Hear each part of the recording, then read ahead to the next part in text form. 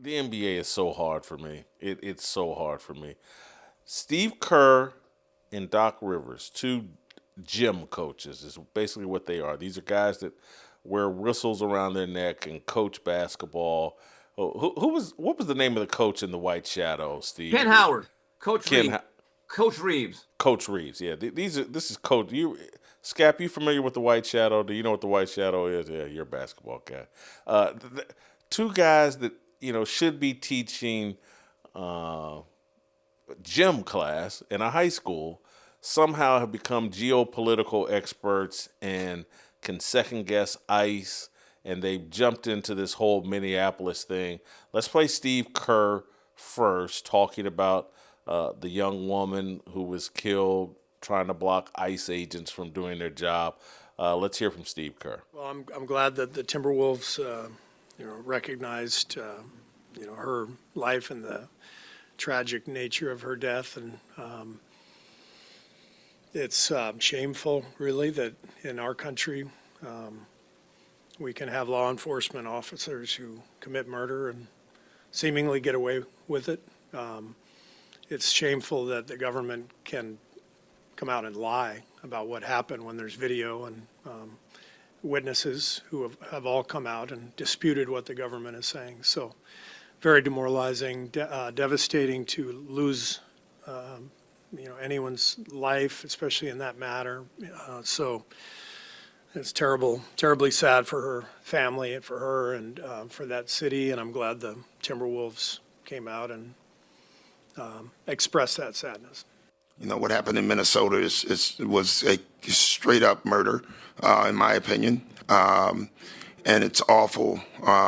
This lady was probably trying to go home, and she didn't make it home, and that's really sad. So, the whole ICE thing is it's a travesty. It's clearly, to me, we're attacking brown people, and I just happen to be brown.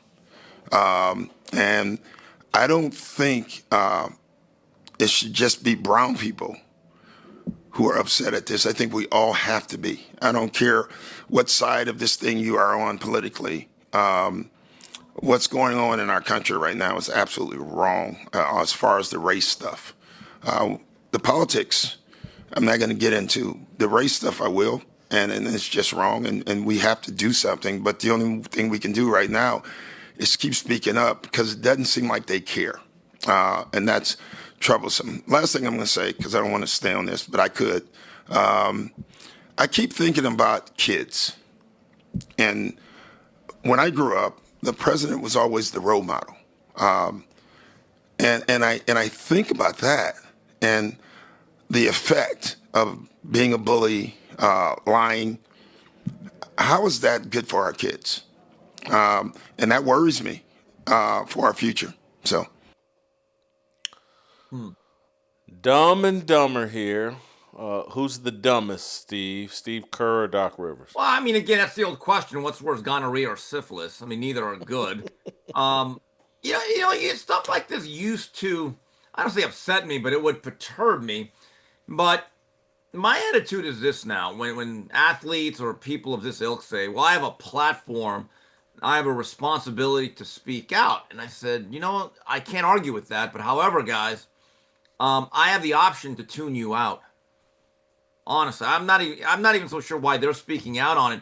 Here's the thing that's maddening, Jason. I know you were a guy that could be known as a master provocateur. If you were in that press conference, and I know you don't want to talk politics, I know, but I get the sense at certain points, Jason, you'd raise your hand and you would ask or add a counterbalance to those statements. See, what I don't like about these situations is these people tee up these questions, they get the soundbite that they want. So you're telling me everybody in that room is in lockstep.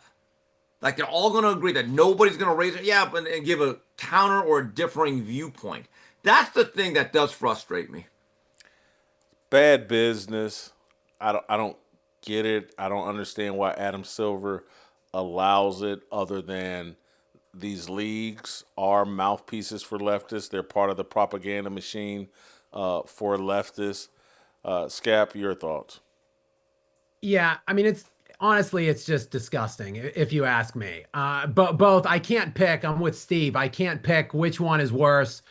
These are two just babies that have hated Donald Trump specifically for years, especially Steve Kerr.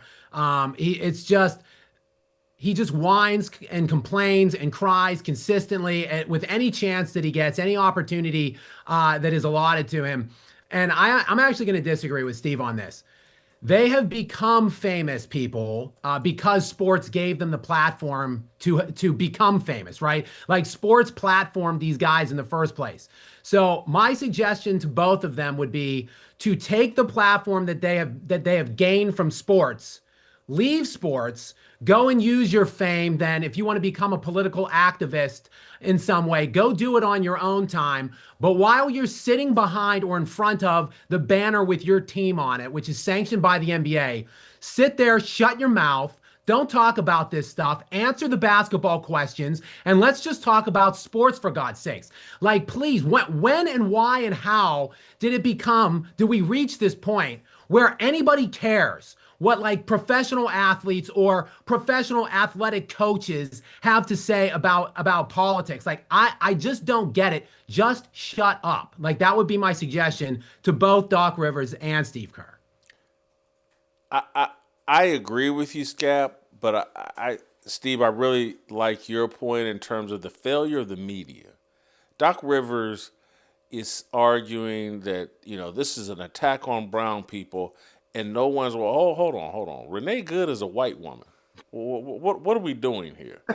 and these immigrants that are coming in are actually moving into and causing more chaos in black communities, taking jobs, living off of government. They're making it more difficult for people that actually were born here, have a long history here.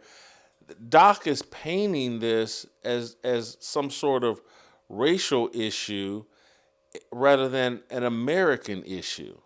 And for this woman, this white woman, to think it's her job to make it easier for people to move into this country from other countries, bring a different culture from other countries, hop on some sort of government funding and or pull off daycare scams that total in the hundreds of millions of dollars. I just don't understand. All these questions are available to the media, but I guess being best friends with Doc and making sure everybody loves you when you come into the press box is more important than just asking fundamental questions. Yeah, it is. That is the downfall or the pratfall of access journalism. But guys, I remember like during the bubble, when the Jacob Blake situation took place in Kenosha, Wisconsin, the Milwaukee Bucks made this big show of walking out and boycotting that night's game, and the bubble was in question. I remember that. And I've always thought, okay, so maybe I should look up the roster. And I've always wondered, did any of those players on that Bucks roster ever do anything besides just sit out a game? Like, did they set up a STEM program? Did they set up anything? Did they actually invest in the community and set up their own buy real estate to create? No. All they basically did was, we're not going to play basketball. And back then, everyone had to pretend like, wow, that's courageous. Really, not doing your job while most of America was not allowed to do theirs. That was framed as an act of courage by a lot of people. But if you look back from 2020 and now we're in 2026, someone has to show me something tangible that any of those players or even that organization did in reaction to Jacob Blake. Sure, they met with the police and second-guessed them at a meeting once and felt like that was their big contribution. I just don't understand. Look, I like to argue, Scap, that this is bad for business, but maybe it's not. Again, if you want to become a global institution and have traction and relevancy in China and other places, being a critic of America is probably good for the NBA business. I think, look, I would say it's off-putting to the casual fan. I think it's undeniable that the NFL fan base finds these kinds of things off-putting and has pushed back against it to some degree in the past, which has resulted in like a minor downtick in terms of like viewership and popularity. But these leagues are just they're monsters. I mean, they're kind of self-sustaining entities to some degree because ultimately, at the end of the day, we all want to watch the product on the court or on the field, even if we can't stand some of the stuff that's going on outside of it or by some of the players or coaches. So I can't say necessarily that it's going to impact negatively, like in a major way, the sport, but I refuse to accept that it's not majorly off-putting to the vast majority of the fan base. And really, this is regardless of what your political affiliations or leanings are. I'm just saying we don't want athletes and coaches pontificating to us about whatever their social media stances are in the middle of basketball press conferences.